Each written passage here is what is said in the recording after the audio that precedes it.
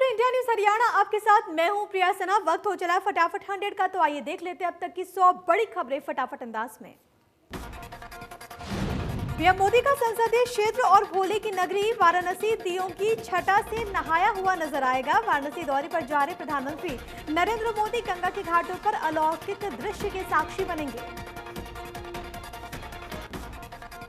ये पहली बार होगा जब प्रधानमंत्री काशी की देव दीपावली में शामिल होंगे। वाराणसी में देव दीपावली के मौके पर गंगा के 84 घाटों पर लगभग 15 लाख दीप जलाए जाएंगे। काशी तट लगभग 15 लाख दीपों से जगमगा उठेगा। देव दीपावली के कार्यक्रम में हिस्सा लेने के लिए प्रधानमंत्री नरेंद्र मोदी 6 लेन वाली राष्ट्रीय राजमार्ग 19 को राष्ट्र के नाम समर्पित करेंगे। कार्यक्रम में शामिल होने से पहले ये सड़क वाराणसी को प्रयागराज से जोड़ेगी। इस सड़क के निर्माण में 2447 करोड़ रुपए की लागत आई है।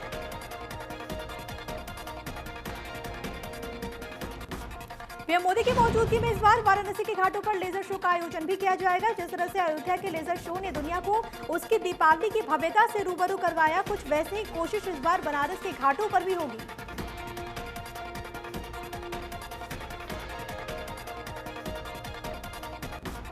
दिल्ली हरियाणा की सीमा पर प्रदर्शन कर रहे किसानों के धरने का 5वां दिन आज। नए कृषि कानूनों के खिलाफ प्रदर्शन कर रहे किसानों ने सिंघू बॉर्डर से हटने से इंकार कर दिया। किसान संगठनों के नेताओं ने देश की राजधानी दिल्ली में प्रवेश के सभी 5 रास्तों को बंद करने की चेतावनी दी है। किसान संगठनों ने दिल्ली के बुराड़ी ग्राउंड में आने पर बातचीत करने की सरकार की अपील को ठुकराते हुए कहा है कि वो दिल्ली की सीमाओं पर ही डटे रहेंगे। भारतीय किसान यूनियन के जनरल सेक्रेटरी ने कहा कि सभी किसान संगठनों ने फैसला लिया है कि वो सिंघू बॉर्डर पर ही बैठे रहेंगे। आने वाले दिनों में दिल्ली की ओर जाने वाली बाकी सड़कों को भी जाम करेंगे। प्रदर्शनकारी किसान जंतर मंतर या फिर रामलीला मैदान में प्रदर्शन करने की इजाजत मांग रहे हैं, लेकिन केंद्र ने कोरोना गाइडलाइंस का हवाला देते हुए उन्हें प्रदर्शन करने से इंकार कर दिया। किसान नेताओं ने कहा कि इस तरह शर्तों के आधार पर बात करने के लिए वो तैयार नहीं। किसान नेताओं का यह भी कहना है कि बुराड़ी ग्राउंड एक खुली जेल है और वो वहां पर नहीं जाएंगे।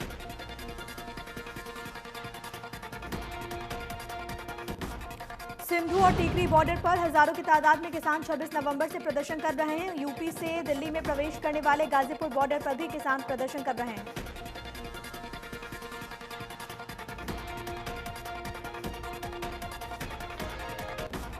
किसान नेताओं के मूड को देखते हुए केंद्र सरकार सक्रिय हो गई है। बीजेपी अध्यक्ष जेपी नड्डा के आवास पर हाई लेवल मीटिंग बुलाई गई। गृह मंत्री अमित शाह के अलावा रक्षा मंत्री राजनाथ सिंह, केंद्रीय कृषि मंत्री नरेंद्र सिंह तोमर रहे मौजूद। किसानों के आंदोलन को लेकर राहुल गांधी ने केंद्र सरकार पर बोला हमला। ट्वीट करते हुए लिखा, किसान आवाज उठाता है तो उसकी आवाज पूरे देश में गूंजती है।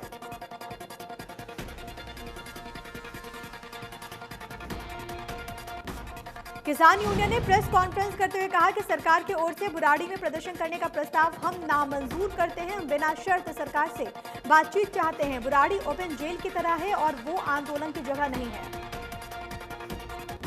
किसान यूनियन ने कहा कि हमारे पास पर्याप्त राशन है, हम 4 महीने तक रोड पर बैठ सकते हैं। हमने 2 महीने से ज्यादा सड़कों पर संघर्ष किया।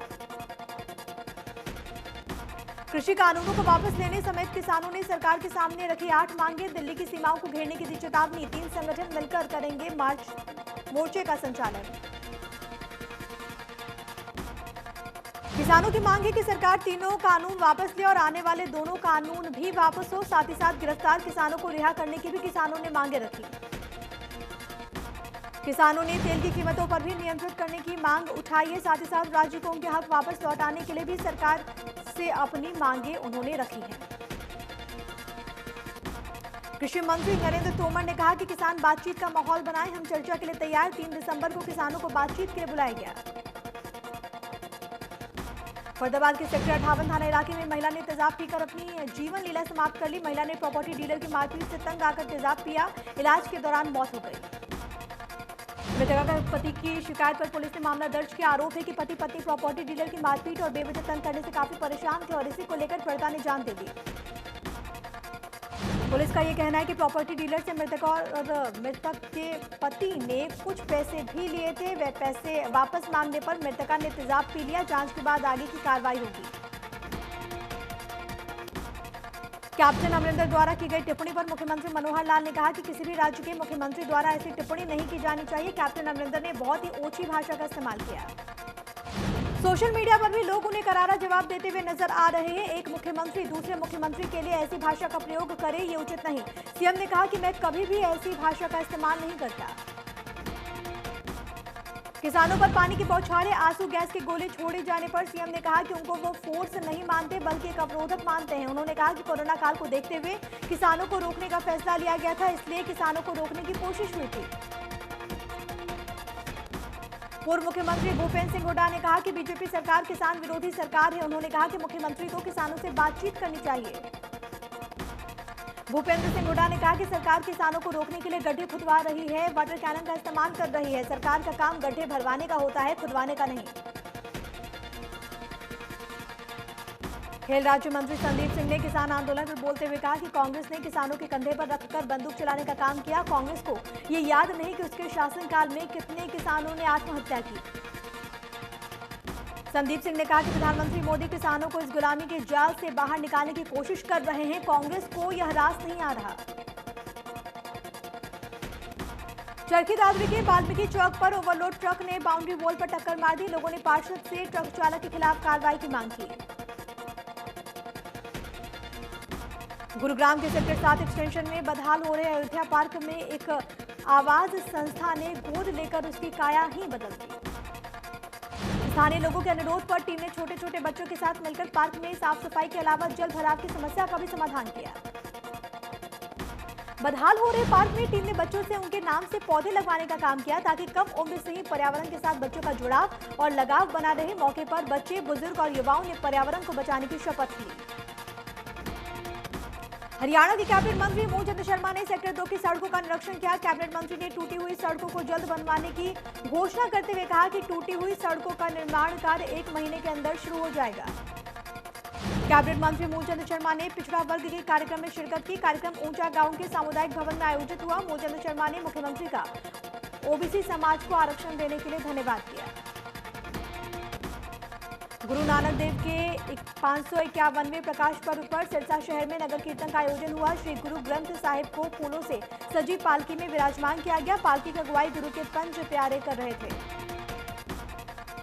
गुरु नानक देव के 551वें प्रकाश पर्व की शहर में पालकी के दौरान कीर्तन करते हुए शहर में फिर से श्रद्धालु देखने को मिले। इस दौरान गतका पार्टी के सदस्यों ने शानदार करतबों का प्रदर्शन किया।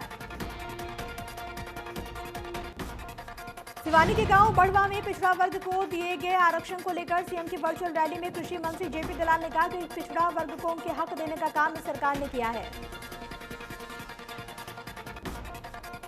जेपी दलाल ने कहा कि हरियाणा सरकार प्रदेश में विकास करना चाहती है। 8% आरक्षण मिलने के बाद पंचायत, ब्लॉक समिति, जिला परिषद में बीसी वर्ग के 8% लोग निश्चित तौर पर प्रतिभागी बन सकेंगे। पलवल के गांव कारना में 20 वर्षीय युवक की गोली मारकर हत्या करने वाले 4 आरोपियों में से 3 आरोपियों को पुलिस ने गिरफ्तार कर लिया है। युवक को गोली मारकर आरोपियों ने उसका शव कुएं में डाल दिया था। युवक की हत्या करने वाले 4 आरोपियों में से एक आरोपी अभी भी फरार है, जिसे गिरफ्तारी को लेकर पुलिस लगातार काम कर रही है। पुलिस ने मामले में इस्तेमाल हुए हथियार को सबूत के रूप में जब्त किया। किसान आंदोलनों की वजह से गोहाना की सब्जी मंडी में आने वाली सब्जियों और फलों पर रोक लगा दी गई है। रोक की वजह से मंडी में फल और सब्जियों के दाम बढ़े। किसान आंदोलन की वजह से मंडी में पूर्ण रूप से फल और सब्जियों के न पहुंचने से आलू और सेब के दामों में भारी बढ़ोतरी देखी जा रही है। आशंका ये है कि अगर ऐसे ही चलता रहा तो महंगाई का असर आम लोगों की जेबों पर भी पड़ेगा। किसान आंदोलन को लेकर खाप प्रधानों की मीटिंग हुई, जिसमें किसानों को समर्थन देने पर चर्चा की गई। किसानों को नैतिक तौर पर सहयोग करने पर हुई बात। भिवानी के विधायक घनश्याम सर्राफ ने कहा कि समाज के अंतिम व्यक्ति तक लाभ पहुंचाने के उद्देश्य से हरियाणा सरकार काम कर रही है। समाज के सभी वर्गों को साथ लेकर आगे बढ़ने का काम हो रहा है।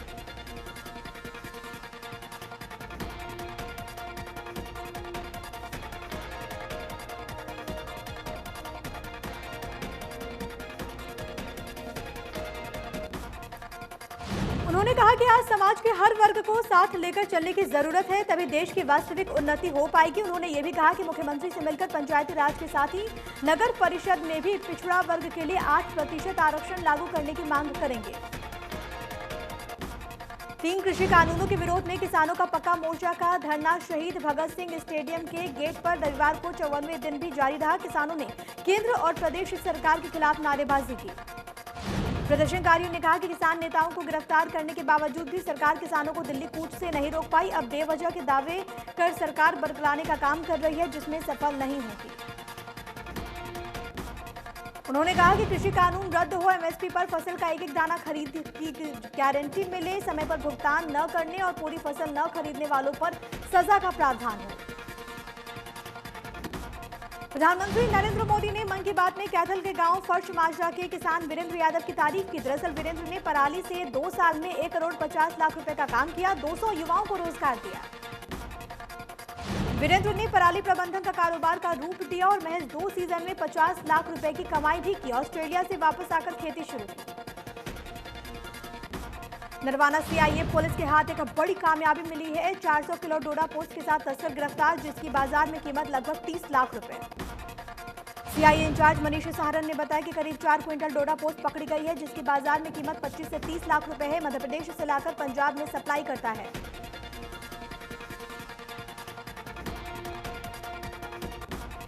चरखी दादरी में अंतर्राष्ट्रीय कबड्डी खिलाड़ी प्रियंका नौकरी नहीं मिलने से बेहद मायूस है। प्रियंका का सपना है कि वो गरीब परिवार की लड़कियों को आगे बढ़ाएं। सिरसा में कोरोना से एक महिला की मौत हो गई। महिला का निजी अस्पताल में चल रहा था इलाज। मृतक निमोनिया और शुगर से थी पीड़ित। सिरसा में कोरोना से मरने वालों की संख्या 108 जा पहुंची है। कोरोना के 36 नए मामले सामने आए, 78 मरीज हो चुके हैं स्वस्थ। कैथल में बीसीए वर्ग को 8% आरक्षण मिलने के उपलक्ष्य में आयोजित वर्चुअल रैली में राज्य मंत्री कमलेश झांडा, विधायक लीलाराम ने वर्चुअल रैली को संबोधित किया।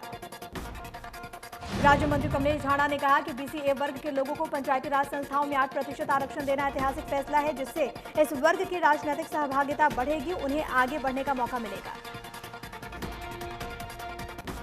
महेंद्रगढ़ में पूर्व शिक्षा मंत्री रामलाल शर्मा ने अपने कार्यकर्ताओं के साथ हिसार में मुख्यमंत्री मनोहर लाल की हो रही वर्चुअल रैली में ऑनलाइन हिस्सा लिया।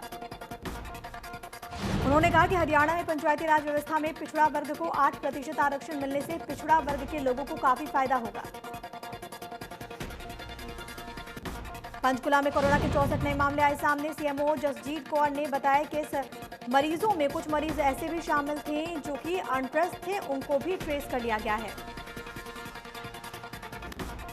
भिवानी में कर्मचारी संगठन इकट्ठा हुए। उन्होंने सरकार विरोधी नारेबाजी करते हुए किसानों के पक्ष में अपना समर्थन दिया। कर्मचारी नेताओं ने कहा कि सरकार ने किसानों पर बर्बरतापूर्ण रवैया अपनाया है, जिसकी वजह से किसान परेशान हुए हैं। सरकार ने किसानों के रास्ते जाम किए, जबकि वो अपनी मांग उठाने के लिए जा रहे थे। भिवानी में कोरोना का कहर। रोहनाथ निवासी महिला समेत 2 लोगों की कोरोना से मौत हो गई। महिला की उम्र 80 साल बताई जा रही है। कृष्ण कॉलोनी निवासी व्यक्ति की भी कोरोना की वजह से जान चली गई। करनाल के रामनगर में 33 केवी पावर हाउस के ट्रांसफार्मर में अचानक भयंकर आग लग गई, जिसमें पावर हाउस के ट्रांसफार्मर में आग लगी उस वक्त कर्मचारी मौजूद थे। सभी कर्मचारी सुरक्षित। घटना की सूचना मिलते ही फायर ब्रिगेड की 2 से 3 गाड़ियां मौके पर पहुंची। सूचना मिलने के बाद पुलिस भी मौके पर पहुंची। कड़ी मशक्कत के बाद पाया गया आग पर काबू। शुरुआती जांच में आग लगने का कारण शॉर्ट सर्किट बताया जा रहा है। जांच के बाद भी पावर हाउस में आग लगने के कारणों का पता चल सकेगा। अगर समय रहते आग पर काबू नहीं पाया जाता तो कुछ भी हो सकता था। ऑस्ट्रेलिया ने लगातार दूसरा मैच जीतकर 3 मैचों की वनडे सीरीज में 2-0 की अजेय बढ़त हासिल कर ली है। सीरीज का आखिरी मैच 2 दिसंबर को कैनबरा में खेला जाएगा। 390 रनों के बड़े लक्ष्य का पीछा करने उतरी विराट ब्रिगेड निर्धारित 50 ओवर्स में 9 विकेट पर 338 रन ही बना पाई। मेजबानों ने मैच 51 रनों से जीत लिया। फतेहाबाद में पार्षद प्रतिनिधि को फेसबुक पर किसानों को लेकर गलत कमेंट करना भारी पड़ गया। पार्षद प्रतिनिधि ईश्वर सिंह के घर पर किसान पहुंचे। पार्षद प्रतिनिधि ने हाथ जोड़कर किसानों से माफी मांगी। किसानों ने पार्षद प्रतिनिधि की माफी मांगने का वीडियो भी वायरल किया।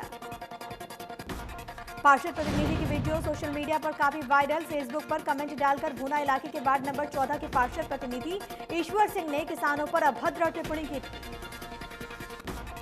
बल्लभगढ़ में एक तरफा प्यार में पागल व्यक्ति ने महिला के गले पर धारदार हथियार से वार कर दिया। आरोपी महिला को 3 दिनों से परेशान कर रहा था। पीड़ित महिला ने फोन पर पुलिस को शिकायत दी थी। बावजूद इसके पुलिस ने आरोपी के खिलाफ कोई कार्रवाई नहीं की, जिसके बाद आरोपी ने महिला पर हमला कर दिया। पीड़ित महिला की माने तो आरोपी भोला ऊंचे गांव का रहने वाला है। आरोपी जबरन उसे परेशान कर रहा था। इसकी शिकायत भी उसने पुलिस को कर रखी थी, लेकिन पुलिस ने शिकायत को गंभीरता से नहीं लिया। करनाल जाट महासभा का चुनाव हुआ। सुरेंद्र लाठर करनाल जाट महासभा के प्रधान बने। सुरेंद्र लाठर जाट महासभा के सर्वसम्मति से 2 बार प्रधान रहे। जोगेंद्र लाठर के छोटे भाई हैं। प्रधान बनने पर फूल मालाओं से जाट महासभा ने सुरेंद्र लाठर का स्वागत किया। उन्हें 292 में से 237 वोट मिले। सुरेंद्र लाठर ने कहा कि मेरी जीत नहीं, संगठन की जीत है। पहाड़ों पर बर्फबारी, बारिश और पश्चिमी विक्षोभ के कारण पूरे देश में कड़ाके की ठंड पड़ने का अनुमान लगाया जा रहा है। मौसम विभाग ने यूपी के कई शहरों में बारिश की संभावना जताई है। मौसम विभाग के मुताबिक देश के कई हिस्सों में बादल छाए रहने से ज्यादा सर्दी महसूस होगी। तापमान में काफी गिरावट दर्ज की जाएगी। कई राज्यों में कोहरा भी परेशान कर सकता है। पीएम मोदी ने कृषि कानूनों पर कहा कि इससे किसानों को नए रास्ते मिले हैं। काफी विचार विमर्श के बाद भारत की संसद ने कृषि सुधारों को कानूनी ढांचा प्रदान किया था। इन सुधारों से किसानों को नए अधिकार मिले।